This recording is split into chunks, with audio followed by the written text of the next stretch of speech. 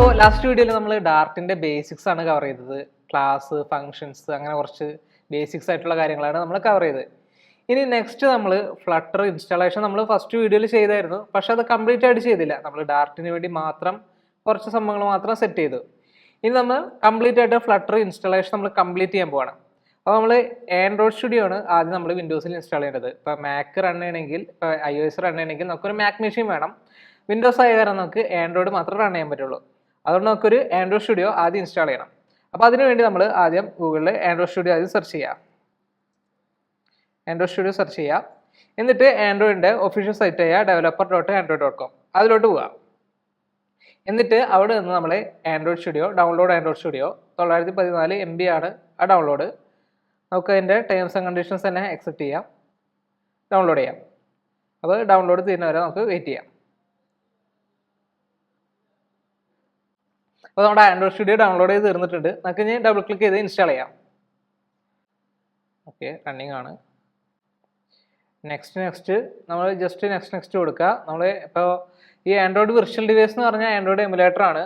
ഇപ്പോൾ നേരത്തെ പറഞ്ഞ പോലെ തന്നെ 4GB താഴെയുള്ള ഡിവൈസസ് ഉണ്ടെങ്കിൽ നിങ്ങൾക്ക് ഒരു ഫോൺ എമുലേറ്റർ ആയിട്ട് യൂസ് ചെയ്യാം. ഇപ്പോൾ 4GB കൂടുതലുള്ള റാമുള്ള ഡിവൈസ് ആണെങ്കിൽ നമുക്ക് ആ ഡിവൈസിന് അതിൽ തന്നെ നമുക്ക് എമുലേറ്റർ ഇൻസ്റ്റാൾ ചെയ്യാം. നമുക്ക് നെക്സ്റ്റ് കൊടുക്കാം. ഇതെല്ലാം നമുക്ക് ഡീഫോൾട്ട് ആയിട്ട് തന്നെ സെറ്റ് ചെയ്യാം. നെക്സ്റ്റ് കൊടുക്കാം. ആൻഡ്രോയിഡ് സ്റ്റുഡിയോ ഇൻസ്റ്റാൾ, നേരെ ഇൻസ്റ്റാൾ കൊടുക്കാം. അപ്പോൾ കുറച്ച് ഫയൽസ് എല്ലാം കോപ്പി ചെയ്ത് ഇൻസ്റ്റാളേഷൻ കംപ്ലീറ്റ് ആവും. അപ്പോൾ നമ്മുടെ ആൻഡ്രോയിഡ് സ്റ്റുഡിയോ ഇൻസ്റ്റാളേഷൻ കംപ്ലീറ്റ് ആയിട്ടുണ്ട്. നമുക്ക് ഈ നെക്സ്റ്റ് കൊടുത്തിട്ട് ആൻഡ്രോയിഡ് സ്റ്റുഡിയോ ഓപ്പൺ ചെയ്യാം. സ്റ്റാർട്ട് ആൻഡ്രോയിഡ് സ്റ്റുഡിയോ ടിക്ക് ചെയ്യുക, അത് ചെക്ക് ആണോ എന്ന് ഉറപ്പുവരുത്തുക, ഫിനിഷ് കൊടുക്കുക. ആൻഡ്രോയിഡ് സ്റ്റുഡിയോ സ്റ്റാർട്ടായി വരും. ആൻഡ്രോയിഡ് സ്റ്റുഡിയോ സ്റ്റാർട്ട് ചെയ്ത് കഴിഞ്ഞിട്ട് നമുക്ക് ബേസിക് ആയിട്ട് കുറച്ച് SDK, പിന്നെ എന്താ പറയുക, കുറച്ച് പ്ലാറ്റ്ഫോംസ് അതെല്ലാം ഇൻസ്റ്റാൾ ചെയ്യേണ്ടതുണ്ട്. അപ്പോൾ ആൻഡ്രോയിഡ് സ്റ്റുഡിയോ സ്റ്റാർട്ട് ചെയ്തു. നമുക്ക് കോൾഡിൻ പ്ലഗിൻ ഇതൊക്കെ നമുക്ക് ഇഗ്നോർ ചെയ്യാം, നമ്മൾ ഫ്ലട്ടർ ആണല്ലോ യൂസ് ചെയ്യുന്നത്. അപ്പോൾ നെക്സ്റ്റ് കൊടുക്കുക. ജസ്റ്റ് നമുക്ക് സ്റ്റാൻഡേർഡ് ആയിട്ടുള്ള സെറ്റിങ്സ് തന്നെ ഫോളോ ചെയ്യാം. നെക്സ്റ്റ് നമുക്ക് വൈറ്റ് ആണോ ഡാർക്ക് ആണോ ഏത് മോഡാണെന്ന് വെച്ച് കഴിഞ്ഞാൽ നിങ്ങളുടെ ഇഷ്ടത്തിനനുസരിച്ച്, ലൈറ്റ് ആണെങ്കിൽ ലൈറ്റ്, ഡാർക്ക് ചൂസ് ചെയ്യാം. ഞാനിവിടെ ഡാർക്ക് മോഡാണ് ചൂസ് ചെയ്തത്.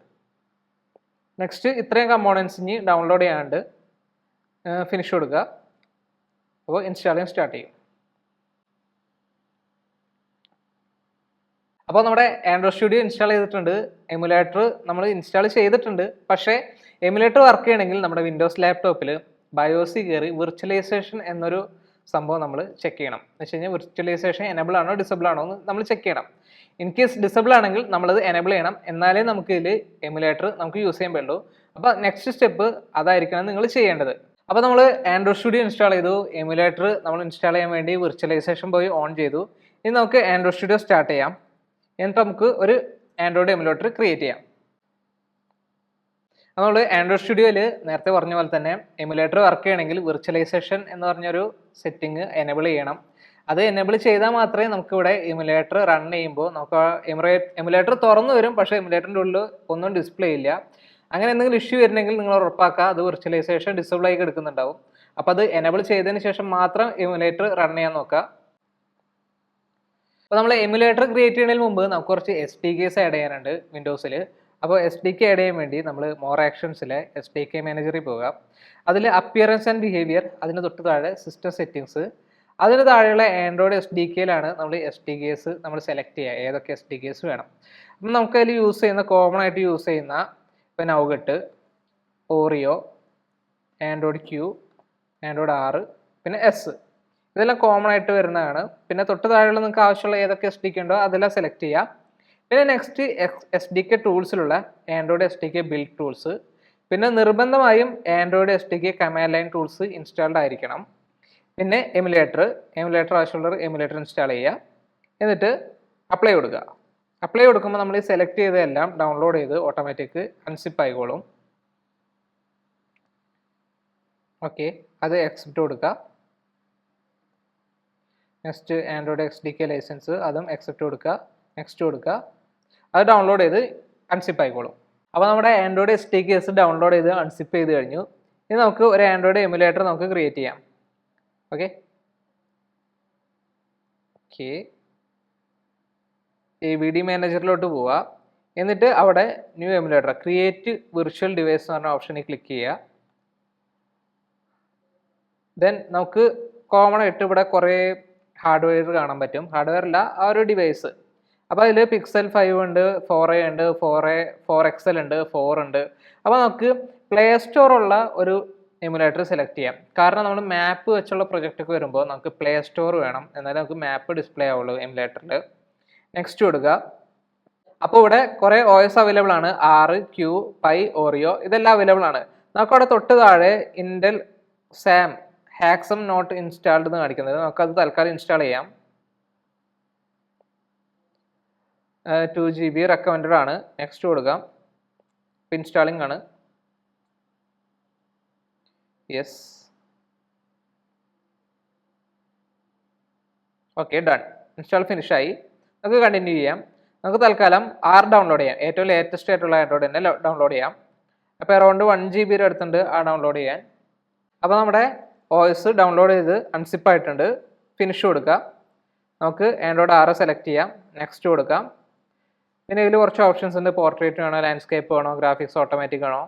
ഇവിടെ എനേബിൾ ഡിവൈസ് ഫ്രെയിം. നമുക്ക് ഡിവൈസ് ഫ്രെയിമിൻ്റെ ആവശ്യമില്ല, അതൊട്ടും മാൻഡേറ്ററി അല്ല. നമുക്ക് ഫിനിഷ് കൊടുക്കാം. കുറച്ച് നേരം വെയിറ്റ് ചെയ്യേണ്ടി വരും ചില ഡിവൈസസിന്.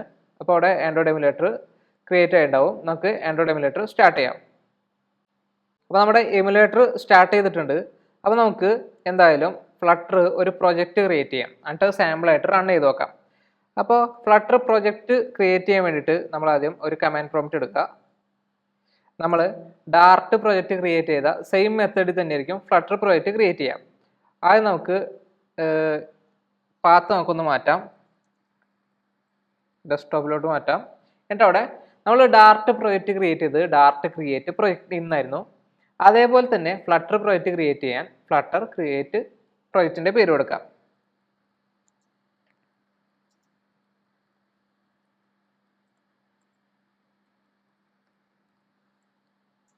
ഓക്കെ, ഇപ്പോൾ പ്രൊജക്റ്റ് ഇവിടെ ക്രിയേറ്റ് ചെയ്യും. അപ്പോൾ പ്രൊജക്റ്റിന് കുറച്ച് ഫയൽസ് എല്ലാം ക്രിയേറ്റ് ചെയ്തിട്ട് നമുക്ക് പിന്നെ ആ പ്രൊജക്റ്റ് നമുക്ക് വിഷ്വൽ സ്റ്റുഡിയോയിൽ ഓപ്പൺ ചെയ്യാം. ഓക്കെ, നമ്മുടെ പ്രൊജക്റ്റ് ഇപ്പോൾ ക്രിയേറ്റ് ചെയ്തു.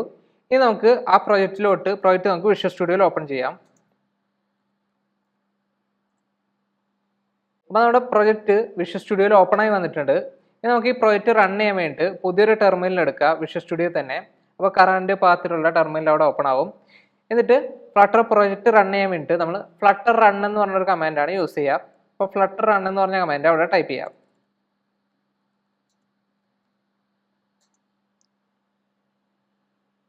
ഓക്കെ, എൻ്റർ കൊടുക്കുക. അപ്പോൾ പ്രൊജക്റ്റ് ഓട്ടോമാറ്റിക് ബിൽഡായിട്ട് നമ്മുടെ ഇപ്പോൾ ഉള്ള എമുലേറ്ററിൽ അത് റൺ ആയിക്കോളും. അപ്പോൾ നമ്മുടെ ആപ്പ് റൺ ചെയ്തിട്ട് ബിൽഡായി എമുലേറ്ററിൽ ഡിപ്ലോയ് ചെയ്തിട്ടുണ്ട്. ഇപ്പോൾ അത് തുറന്നു വന്നിട്ടുണ്ട്. ഇപ്പോൾ ഈ ഒരു ആപ്പ് ഇപ്പോൾ നമ്മൾ കോഡൊന്നും ചെയ്തിട്ടില്ല, എന്നാലും ഇതെങ്ങനെ വന്നു എന്ന് ചോദിച്ചു കഴിഞ്ഞാൽ നമ്മൾ പ്രൊജക്റ്റ് ക്രിയേറ്റ് ചെയ്യുമ്പോൾ ഫ്ലട്ടർ ഒരു ടെംപ്ലേറ്റ് ആണ് ഇവിടെ ക്രിയേറ്റ് ആവുന്നത്. സാമ്പിൾ ഒരു ടെംപ്ലേറ്റ്, ഒരു കൗണ്ടർ ആപ്പാണ്. നമ്മൾ ക്ലിക്ക് ചെയ്യുമ്പോൾ അത് ഇൻക്രിമെൻറ്റ് ചെയ്ത് പോകും. എന്ന് വെച്ച് കഴിഞ്ഞാൽ നമ്മൾ ചെയ്ത പ്രൊജക്റ്റ് ക്രിയേറ്റ് ചെയ്ത സ്റ്റെപ്സ് എല്ലാം കറക്റ്റ് ആണോ, അല്ലെങ്കിൽ പ്രൊജക്റ്റ് ക്രിയേറ്റ് ചെയ്തപ്പോൾ റണ്ണ് കറക്റ്റ് ആണോ എന്ന് അറിയാൻ വേണ്ടിയിട്ടുള്ള ഒരു ടെംപ്ലേറ്റ് പ്രൊജക്റ്റ് ആണ് ഇത്. അപ്പോൾ നമ്മൾ ഇതുവരെ ചെയ്ത സംഭവങ്ങളെല്ലാം കറക്റ്റ് ആണ്. അതുകൊണ്ടാണ് ആപ്പ് ഇവിടെ റണ്ണായിട്ട് നമുക്കിവിടെ കൗണ്ടർ ക്ലിക്ക് ചെയ്യുമ്പോൾ ആ കൗണ്ടറോടെ ഇൻക്രിമെൻറ്റ് ചെയ്ത് വരുന്നത്. ഓക്കെ, അപ്പോൾ ഇത്രയും കാര്യങ്ങളാണ് നമ്മൾ വിൻഡോസിൽ ഫ്ലട്ടർ ഇൻസ്റ്റാൾ ചെയ്യാൻ ചെയ്യേണ്ട കാര്യങ്ങൾ. ആൻഡ്രോയിഡ് സ്റ്റുഡിയോ ഇൻസ്റ്റാൾ ചെയ്തു, നമ്മൾ SDK ചെയ്തു, എമുലേറ്റർ ചെയ്തു, എമുലേറ്റർ റൺ ചെയ്തു, ഫ്ലട്ടർ ക്രിയേറ്റ് ചെയ്തു, ഫ്ലട്ടർ ബിൽഡ് ചെയ്തു, ഇപ്പോൾ റൺ ചെയ്തു, കംപ്ലീറ്റ്ലി വർക്കിംഗ് ആണ്. അപ്പോൾ ഇത്രയും കാര്യങ്ങളാണ് നമ്മൾ വിൻഡോസിൽ ഫ്ലട്ടർ ഇൻസ്റ്റാൾ ചെയ്യാൻ വേണ്ടി ചെയ്യുന്ന കാര്യങ്ങൾ. അപ്പോൾ നെക്സ്റ്റ് വീഡിയോയിൽ നമ്മൾ ഫ്ലട്ടറിൻ്റെ ഏറ്റവും ബേസിക്സ് ആയിട്ടുള്ള വിഡ്ജറ്റ്സ് അങ്ങനത്തെ കാര്യങ്ങളെല്ലാം നമ്മൾ അടുത്ത വീഡിയോയിലായിരിക്കും നമ്മൾ സ്റ്റാർട്ട് ചെയ്യുക.